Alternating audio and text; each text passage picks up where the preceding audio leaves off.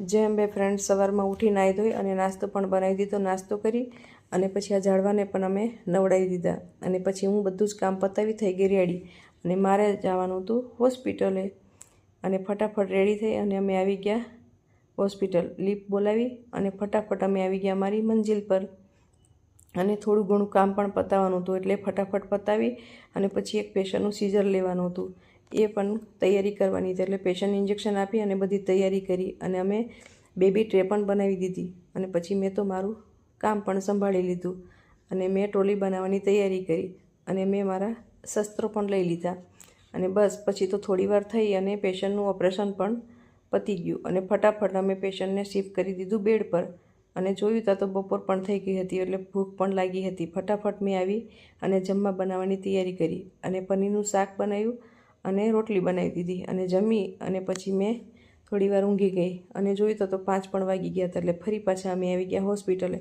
હોસ્પિટલમાં કામ એટલું બધું હતું કે સાંજ કેમ પડી એ પણ ખબર ના પડી અને ફટાફટ અમે બાય કઈ ફરી પાછા નીકળી ગયા ઘરે આવવા માટે.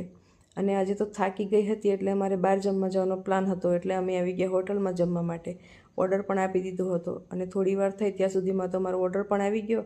ઓર્ડર આવી જમી અને થોડી વાર ગપ્પા માર્યા અને બેઠા અને ફરી પાછા અમે નીકળી ગયા ઘરે જવા માટે. ઘરે આવી અને ઊંઘી ગયા. Good night friend. લાઇક કરો, શેર કરો અને સબસ્ક્રાઈબ કરો.